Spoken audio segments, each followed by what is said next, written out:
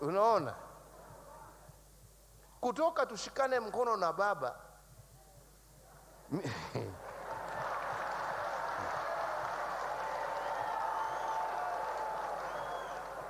juzi tulikuwa na uchaguzi Kibra, si ni kweli?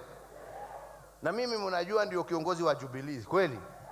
Na mimi nilikuwa na candidate, na tumesaidia candidate wetu kabisa, si ni hivyo?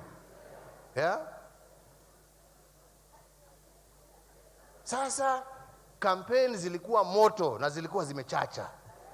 Hata nyinyi mlikuwa mnajionea kila siku kampeni zilichacha, kweli ama sio kweli? Demokrasia ilikuwa imewaka moto Kibra. Sasa mimi nasema kweli kulikuwa vurugu kidogo kidogo, lakini ukiangalia ni viongozi walikuwa wanalimana na mawe. Hawa wanaweza kwenda Nairobi Hospital.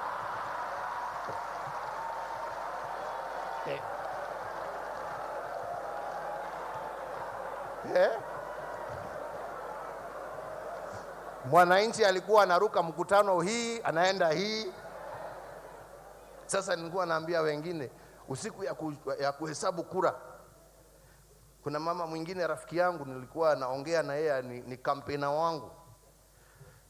Sasa nikampigia nikamuuliza hali huko, unajua sana sana hali huko wakati ya uchaguzi inakuwa tension juu. Nikamuuliza hali iko namna gani, mko sawa? Akaniambia sisi tuko sawa, lakini hapa Kibra ni kilio peke yake. Kamuuliza kilio, kwani kuna shida gani?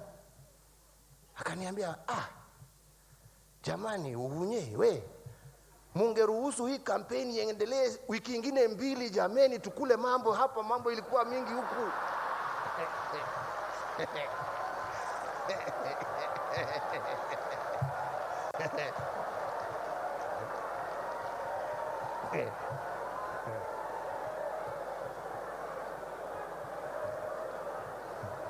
Kwa nini nyinyi mumefunga hii?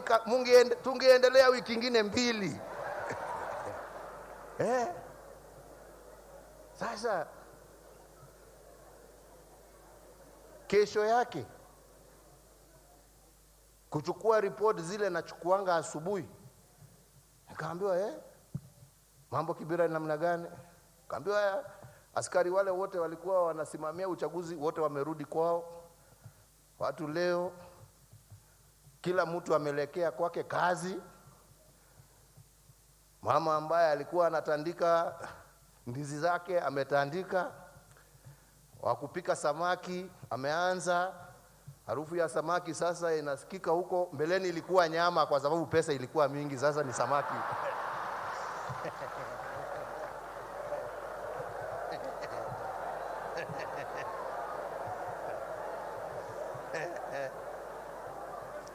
Hakuna kioski ilikuwa imechomwa, hakuna mtu ambaye alikuwa hospitali, dunia ilikuwa imerudi. Nikasema jameni, hata kama candidate wangu ameshindwa, Kenya imeshinda.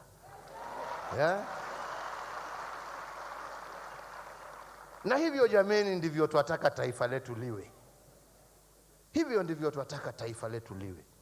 Na hiyo ndio mimi nasema yale ambao wametupatia wenzetu, wazee hawa wakiongozwa na mzee Yusuf Haji, mambo haya ndio tunataka tujadiliane pamoja. How can we maintain this peace? How can we entrench this peace? How can we? Na ndipo nasema kwa sababu sio tu mambo ya kisiasa, tuangalie kindani ni nini inatukula. Tukisema tunataka maendeleo,